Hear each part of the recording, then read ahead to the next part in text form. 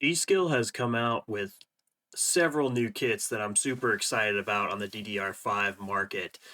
So as these kits have been getting faster and faster and faster, most brands have been focusing on their XMP profiles, which in practice doesn't really matter. But what's really exciting here, especially for people that just want to buy it once, be done, and not have to worry about doing a ton of settings or anything, is G.SKILL has come out with all new Expo kits.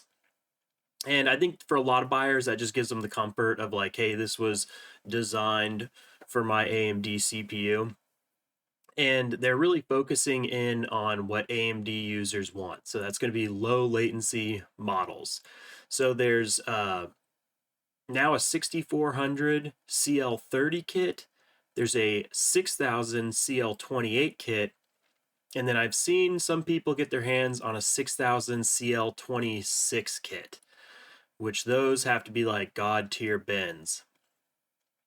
But I've got the 6400 CL30 kit in my PC now, and then I've got a 6000 CL28 kit on the way. So I don't have the numbers on the 6000 CL28 because that's readily available at this point in time. You can buy that at any major store online. I haven't seen the CL26s really in stock. But we're going to look at how the DDR5 6400 CL30 stacked up against some of the previous Expo and XMP kits that I've done.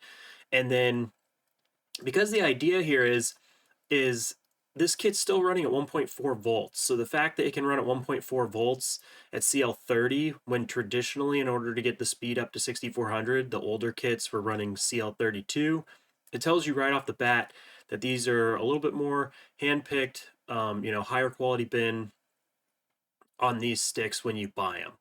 So what you're looking at is they're only available in the single rank 2-stick 32 gig kits, so the 2x16.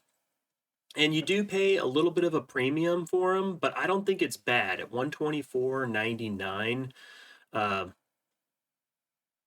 the G.SKILL. I think the regular 6000 CL30 sticks that everybody's been buying since the dawn of AM5 usually go for what, like high 90s, low 100s. So you're probably paying about an extra $20 to kind of ensure you're just getting a little bit higher of a quality kit. So I ran it through all the same tests I've been doing on my memory setups, and then I did go through and do a quick tune on the BIOS, and just to see, like how much more, how easy would it be to even pick up some more performance with this kit. So before we get into the results, let's take a look at what I did in the BIOS, and then we'll run it through all of the tests I got. Let's take a look at the BIOS setup here. So what I liked so much about this kit is just extremely easy to get the settings I wanted. This is probably the least work I had to get into getting a kit running the way I wanted it to run. So we come down here, we got Expo loaded. It is an Expo kit. All these new G.SKILL real low latency kits are. As you can see, profile 1's 3039-102 at 1.4 volts. We left it at 6400 because that's the Expo speed. We got our Infinity Fabric at 2133. Our U-clock and MIM clock equals locked in there. I just don't even leave it up to auto because sometimes 6400 in auto, it'll kick it down to 1 to 2, but we are running it 1 to 1 here. And then for the voltages, I originally was trying to keep this because at 1.43, you can keep it in the high voltage mode disabled. At 1.43, it booted and everything was good. And when I started doing my benchmarking, it did freeze on Cinebench. So I came back in, made it 1.45, and then I actually ended up loosening a couple timings, and I never retried it at 1.43. So with a little bit more effort put in here, I might be able to lower this back down, but at 1.45 I would be completely comfortable running that all the time. It's only 0.05 more than what the Expo setting was because it's a 1.4 kit. We're running DRAM voltage 1.45, so not that bad. And then we'll show the Zen timings as well. Like you saw, I think it was 30, 39, 39, 102. Brought these down 28, 36, 36, 32, 30, 62. And they got the refresh up. And then the rest of the timings. And I'll have the Zen timings up for you as well, so you can take a better look at this. But not only we get it down, the cast latency down 28, we adjusted all the other timings, tightening them up. And I'd say the biggest takeaway, once again, I could probably get this a little bit lower, but this was just such a pain free. It was like, hey, I'm going to throw the settings in there that work for me at 6,000 usually, and I'm just going to try them at 64, and added just the tiny bit of voltage in, and it ran for me. And that's with the SoC in auto as well on this chip, and I've had zero problems with these settings so far, and I've just been running benchmark after benchmark after benchmark on it. So that's what the BIOS looks like. We'll take a look at the rest of it. All right, so that's how we got the BIOS set up on the tune that we ran this kit at. And we're going to see how those results fell out, but we're primarily focusing a lot just like this. A big focus is this is an Expo kit. How does this thing run out of the box? Is it worth the extra money? And then kind of my feelings on the kit when it came to the tuning. So people have regularly been asking me for this. So I went ahead and put up the Zen timings on there. So what you can see, it's running at 6400 and MIM clock 3200, F clock 2133, U clock 3200. You saw in the BIOS, I just left the SoC at auto, and you can tell right here, the MSI boards, like if you leave it in auto and it needs the 1.3, it's going to just give it the 1.3, which is probably what's enabling it to get that memory controller at 3200. I know some people will just manually set this 1.3. I've had luck so far with my board just kind of managing itself, but right there you can see it'll pull it. And then what I think is so impressive about this kit is when I did go to tune it, I only had to add a tiny bit of voltage. So 1.45, I am completely comfortable with that. And getting it to 6400 CL28 and with all the rest of the timings that we came through in here and tightened up, that is just awesome. And I had lowered it, or I tried to keep it at 1.43 because that's the limit on the MSI board for that high voltage. It wouldn't quite do it, it would boot. But then I actually ended up upping it to 1.45, and then I changed some of these timings later. I'm almost curious if I could test it and get it back down to that 1.43, which would just be awesome.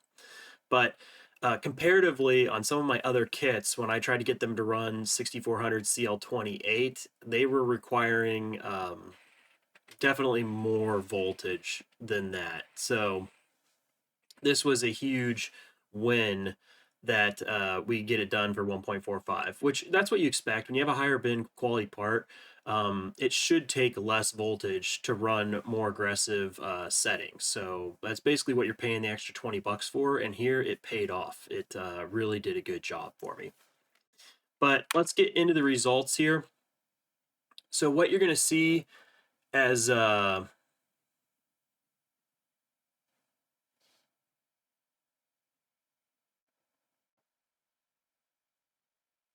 I just realized my shirt is like see-through. We're under like a massive winter storm here, so I shouldn't have worn a teal sweatshirt, but I can look like a bum because it's like the once every century that we get a massive snowstorm. So that's why I'm dressed like a bum in my attic. It's like 5 degrees up here. So disregard my tingling shirt. But anyway, what you're going to see is all the kits are just Expo or XMP kits, except for this dark green. So this is my one singular tune. I didn't get it compared against like every tune I've done on every kit so far, but I wanted to see how it fell out comparatively and the pickup from just running it out of the box. So the first thing up here, ADA 64. Tuned, the bandwidth king here came in 6400 CL28 at the highest, then the 8000 came in right behind it, 6400 with the higher latency and then our 6400 CL30 right here. There's going to be some interesting interactions because this is a dual rank kit, the 64 gig dual rank kit, and you're going to see that some of these tests, the dual rank setup actually comes in a little bit better. So for like bandwidth, but then you see here it's taking a latency penalty. So from a latency standpoint, the 6000 CL30 is the best, which should be no surprise. That's why people have been investing in that for all their AM5 systems, because the AM5 has been working really good with that low latency. But then tuned, we're even able to get our latency even lower here, which makes sense because we're at 6400 CL28 once we're tuned. So that's how the ADA numbers fell out. For Cinebench, this is another one where we had a little bit of a weird interaction. So the 6400 CL30, this is our Expo kit, ran just straight out of the box. And it actually got beat out by a 6400 CL32. So you're thinking like, how is that possible? I think it's just one of the things here, the dual rank kit versus the single rank kit. Somehow this guy came out on top. But then once we tuned the 6400 CL30 down to CL28, it absolutely destroyed. I scored a 2599 on R24. I was really hoping it would be over 2600. It was like bouncing back and forth the whole time. Like it'd be down to like 2540 and then it'd be up to like 26 something. And then it was, and finally when the score settled, it was 2599. And I was like, man, I think that would just be huge if I could pass 2600, because I think that's like a pretty dang good score. But we didn't quite do it. We landed on 2599, but that was a huge pickup from just how it ran out of the box, and it put it into my number one. I think that's the highest score I've ever gotten on this CPU, so that's pretty awesome.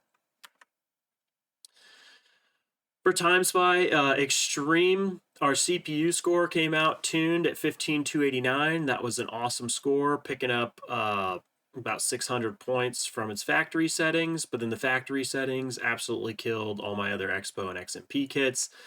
You'll see the 8000 kits, I've mentioned this before, but they seem to do pretty good on synthetic benchmarks. So apparently Timespy really likes, the wide bandwidth on it. So the 8000 actually came in second place behind this kit, and then it being tuned just absolutely destroyed. And then down here, the synthetics, the low latency, it's kind of funny because, synthetic benchmarks supposed to like, kind of represent gaming sort of, but the low latency kits always do worse actually on the synthetics, it seems like, which are the kits that usually do better in the actual games. So we'll get into the actual gamings on Counter-Strike, and I want to point this out. Some of these tests are a little bit unrealistic because you're always trying to force a CPU bottleneck, so it's like 1080p and yada, yada, yada. But there are some things here that are very important. So, if you're looking at like, well, what's the difference between 580 frames and 530 frames? I only have, a 240 hertz monitor or something like that. What you really want to pay attention to is these 1% lows. So if you look at this, if you're rocking, the 6000 CL30, like everybody recommends, your 1% lows here is 197. And this out of the box is 214 for the 6400 CL30, the new Expo kit. So that's a difference of, almost 20 FPS on your 1% lows. What was that, 3 plus 14, like 17 FPS on your 1% lows, and the difference in these kits is only about like probably $30 or less. That's pretty huge to me. And then if you continue on and you tune it, you can pick up even more. We picked up another 10 FPS out of the tune. So these 1% lows are huge, because even if your monitor can't support, the average, or you decide to play not in 1080p, like whatever, those 1% lows are still going to get you. So that's what you're really looking at with these RAM kits. Similar story here with Final Fantasy XIV Dawntrail. The 6400 CL28, that tune, obviously coming out way on top. And then for the Expo and XMP kits, the 6400 CL30 beating them all out, and pretty significantly. So once again, you're about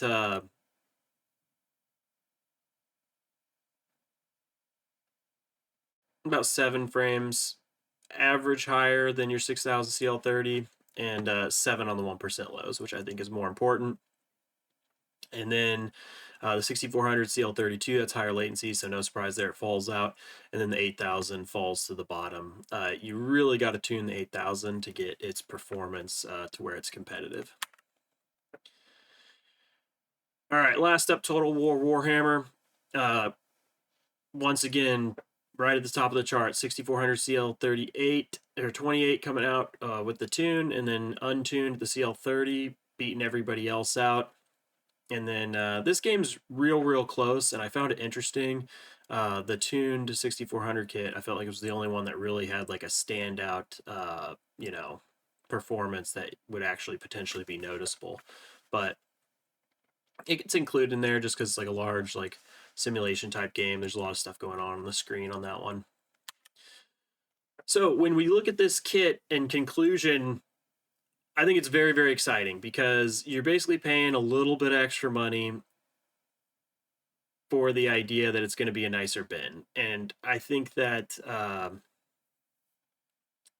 definitely agree that they've succeeded in that, because there's some things, there's like quantitative data, which is like, hey, the FPS, and then there's like the qualitative data, like how easy was it to get to run, like how many times did I have to reset my BIOS, or how many times did I have to have a test freeze up on me and go tweak some things. The answer on that kit for me was like once. I initially launched at the 1.43 volts, and it booted. Cinebench locked up, like the computer didn't even lock up, just Cinebench just kind of failed the test, and I was able to just restart the computer, get right back into BIOS, up to the voltage a tiny bit, and then thought that like maybe some of my settings were a little bit too aggressive, backed them off a tiny bit, restarted the computer, and it ran through the rest of the tests in order with no problems. It was like straight from Cinebench to 3D Mark, Timespy Extreme, right into Dawntrail, Final Fantasy, the other two, and then last I did I closed everything out, restarted with a fresh restart, did the 8 now that I knew that it was relatively stable, and then took a picture there of the Zen Timings for you. So I would say that this was a very pain-free kit to get like a pretty solid tune started. I'm not sure which computer I'm going to actually finally put this kit in, so I'm not going to waste my time absolutely finalizing the tune on it, making sure it's 1000% stable. But it was very free, very easy to get like in the ballpark. So that's kind of like the qualitative data there for you. And then the performance was great out of the box, so I don't think that should be a surprise to anybody. 6000 CL30 has been the go-to for a long time, and usually if you wanted to get faster than that, you had to take a latency hit. Well, now they're selling an Expo kit that's 6400 CL30, so that is absolutely great news. And I think the other thing that's great about it is, I see a lot of people that are like, hey, I can't get 6400 completely stable. For most of the other testing I've done, if you were to just back it down to 6200, that almost always solves all your problems. If at 1.3 volts on the SoC you can't get the 6400, and the performance hit's usually not that huge, and you're like, well, yeah, but then why am I paying for the 6400? Yeah, you can kind of, it's like half a dozen one, six in the other, or whatever, because you can get the 6000 CL28 kit, which I've got coming in the mail. Unfortunately, the snowstorm just delayed its delivery. It should have been here like several days ago, but I didn't get it. I'll put another video together comparing it. But yeah, I mean, your strategy can go either way. Like if you just want the most guaranteed Expo kit, I'd probably do the 6028. And then if you want to try to reach and try your hand a little bit faster, the 6430 is awesome, as you've seen. But really, where these kits shine is their tunability. So it is exciting that you can get a little bit better performance by just setting Expo and being done. But I think what makes them the most exciting is the tunability on these kits. And so that's where that's at. And where that shows quantitatively is just that required voltage. So I was able to run 6400 CL28 significantly lower voltage than I've been able to do it on other kits. So that's kind of how you can tell, like, hey, the quality is here. So all in all, for 125 bucks, I think it's an awesome deal. And some people will say, like, turn their nose up at 32 gigs for total memory. That is more than enough to game. I do agree that if you're trying to do like some heavy multitasking on your computer, like if you're streaming off the same box or doing a bunch of other stuff, you might need more than the 32 gigs. Um, which that's fine. Just get a different kit. It's not going to be the same, but it's going to be fine. You saw the 64 gig kits; they really can shine in like certain applications, and that is what it is. So nothing new there. But if you're only shooting for 32 gigs, I think this is a great option for you to squeeze out just a little bit more on those 1% low performance out of any of your AM5 CPUs. So if you like the content, give me a like and drop subscribe. And I'm going to get, as soon as the snow clears up and I get my other kit in, I'm going to take a look at that 6000 CL28 and see what we can do with it. So thanks for the support. You guys have a good one.